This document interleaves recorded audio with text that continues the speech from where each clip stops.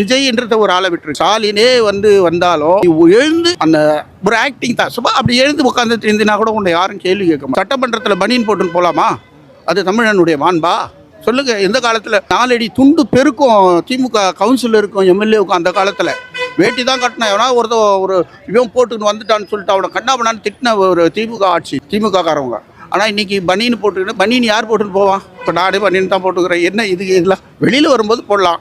ஏதாவது சின்ன பசங்க போட்டுன்னு கோவில்லையோ ஹாஸ்டல் வாசல்லையோ காலேஜ் வாசல்லையோ ஸ்கூல் வாசல்லையோ சைட் அடிக்கிற பசங்க போடுற வேதி போய் சட்டமன்றத்தில் ஒரு எதிர்கட்சி தலைவர்னா எதிர்கட்சியினுடைய மாண்பு தெரியுமா? அவன் நல்லவனோ கெட்டவனோ சின்னவனோ பெரியவனோ உன்னுடைய மாண்பு எழுந்து கூட நிற்க வேணாம். சும்மா ஒரு ஆக்டிங் அப்படி உட்காந்துருக்கலாம். அதுதான் தமிழனுடைய மாண்பாம்பு. நீ தமிழ்நாட்டினுடைய மக்களை பாதுகாக்க போற வேண்டிட்டு நீ எதிரியாவ தான் வச்சிருக்க. எதிரி என்ன செஞ்சாலும் அது தப்பாதான். வணக்கம் உறவுகளே, கேட்டிங்களா? ஒரு சாமானிய மக்களுக்கு தெரிஞ்ச சபை நாகரிகம் கூட ஒரு எதிர்கட்சி தலைவருக்கு தெரியல. அவர் எவ்வளவு பகிரங்கமா சொன்னார் பார்த்தீங்களா? நீ அவரை எதிரியா பார்க்குற, அதனாலதான் உன்னால அவருக்கு கொடுக்க வேண்டிய மரியாதையை கொடுக்க முடியலன்னு பகிரங்கமா சொல்லியிருக்காரு. இதை பத்தி உங்களோட கருத்துக்கள் என்ன மக்களே? ஏற்கனவே தமிழ்நாடு அரசு கடும் நிதி நெருக்கடியில் இருப்பதாக மாண்புமிகு முதலமைச்சர் அவர்களே கூறி வருவதால் எங்களுடைய கழக தலைவர் மாண்புமிகு முன்னாள் முதலமைச்சர் திரு முத்துவேல் கருணாநிதி ஸ்டாலின் அவர்களின் அறிவுறுத்தலின் பேரில் திராவிட முன்னேற்ற கழகத்தைச் சேர்ந்த 59 சட்டமன்ற உறுப்பினர்கள் இவ்வாகனங்களை பெறுவதில்லை என்று முடிவெடுத்துள்ளோம். பொருளாதாரத்தில் நலிவடைந்துள்ள உறுப்பினர்களுக்கு மட்டுமே இந்த அறிவிப்பின் கீழ் வாகனம் வழங்க வேண்டும் என்பதை இந்த அரசினுடைய கவனத்திற்கு தாங்கள் எடுத்து செல்ல வேண்டும் என்று. இதை கேட்டீங்களா மக்களே? தமிழ்நாடு ஏற்கனவே நிதி தட்டுப்பாடுல இருக்கு அப்படின்றது இவர் சொல்றாரு. அதாவது இவருக்கு தெரியாதாமா, நம்ம தமிழ்நாடு நிதி தட்டுப்பாட்டுல இருக்குன்றது இவருக்கு தெரியாது போல, பாவம். அதனால ரொம்ப பெரிய மனசு பண்ணி தன்னோட எம்எல்ஏக்கள் அத்தனை பேரும் வாகனங்களை திருப்பி கொடுக்குறோம், எங்களுக்கு வேண்டாம்னு சொல்றாங்க. ரொம்ப சந்தோஷம். இதை நீங்க எந்த வகையில எடுத்துக்கிறீங்கன்னு எனக்கு கமெண்ட் பண்ணுங்க மக்களே. இவங்க என்ன சொல்றாங்க அப்படின்னா, விவசாயிகளுக்கு 50,000 பேர் வரைக்கும் தான் இலவச மின்சாரம் கொடுத்துருக்காங்க. மீதி பேருக்கெல்லாம் மின்சாரம் கொடுக்கல. மீதி 1,50,000 பேருக்கு அவங்க எப்படி கட்டுவாங்க? இப்போ பயிர் சாகுபடி பண்ணியிருக்காங்க. அடுத்து இன்னொரு 15 நாள்ல அவங்க அதை எடுத்துருவாங்க. அப்போ அவங்களுக்கு அது கஷ்டமா இருக்கும்னு சொல்றாங்க. அது ஒரு அக்செப்டபிளான விஷயம்தான்.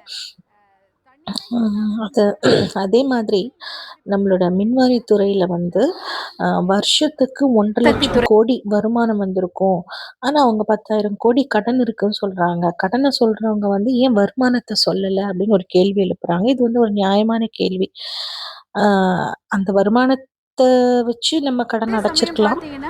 மின்சாரத்துறையில ஒரு வருஷமும் மின்சாரத்துக்கு ஆனா கடைசியா ஒரு விஷயம் சொல்றாங்க. என்னன்னா, எங்களுக்கும் வாகனங்கள் வேண்டாம் அப்படின்னு சொல்றாங்க. இவங்களும் முன்னாடியே சொல்லியிருக்கலாம், எங்களுக்கு வேண்டாம் அப்படின்னு சொல்லியிருக்கலாம். அதாவது அந்த வாகனத்துக்காக ஒதுக்கப்பட்ட அந்த தொகையை கொடுக்கணுமாமா. இவங்க விவசாயிகளுக்கு கொள்முதல் செய்யறதுக்கு குடோன் கட்டி அப்படின்னு சொல்றாங்க. இதை நீங்க எந்த கோணத்துல பாக்குறீங்கன்னு சொல்லுங்க மக்களே. எதிர்பார்த்துட்டோம். நிதி சுமையில தமிழக அரசு இருக்கக்கூடிய சூழல்ல சட்டமன்ற உறுப்பினர்கள்லாம் வாகனம் கொடுக்கக்கூடிய சர்ச்சையாகி சட்டமன்ற உறுப்பினர் கூட பேசும்போது இல்லாதவர்களுக்கு கொடுக்கறதுல ஒன்றும் தப்பு இல்லைனாங்க. பாமக நம்மளுடைய நாங்கள் 2 பேருமே வாகனம் வேண்டான்னு முடிவு பண்ணியிருந்தோம். எங்களுடைய என்ன ஒரு கோரிக்கைன்னா, எங்களுடைய அப்போ வாகனத்துக்காக ஒதுக்கியிருப்பாங்க இல்லையா சட்டமன்ற உறுப்பினர், அது எங்கள் ஊரில் ஒரு அரிசி நெல் கொள்முதல் கோடவுன் கட்டி கொடுங்க அப்படின்னு கேட்கலான்னு. வேற நன்றி. ஊருக்கே வெளிச்சம் கொடுக்கிற விளக்குக்கு தனக்கு கீழே இருக்கக்கூடிய இருட்டு தெரியாது. அப்படித்தான் நம்ம கிட்ட இருந்த தவறு. இங்க இத்தனை பிரச்சனைகள் போயிட்டு இருக்கு. சாமானிய மக்கள் ஒரு பக்கம் குறை சொல்றாங்க, சட்டமன்ற உறுப்பினர்கள் ஒரு பக்கம் குறை சொல்றாங்க, அவங்கவுங்க விவாதங்களை வைக்கிறாங்க. இவர் இப்பதான் அவரோட தப்பையும் தவறையும் கண்டறிஞ்சிருக்காரு. இப்பதான் இதுக்கு வேற 4 பேரை அமைச்சு தப்பை சரி பண்ண போறாராம். ஒரு கூட்டத்தை கூட்டி பேசிட்டு இருக்காரு. பாவம், அவருக்கும் பொழுது போகணும்ல. என்ன சொல்றதுன்னு எனக்கு தெரியல. நீங்க இதை எப்படி பாக்குறீங்க? இந்த தொகுப்பை எப்படி நீங்க கையாளுறீங்க அப்படின்னு கமெண்ட் பண்ணுங்க மக்களே.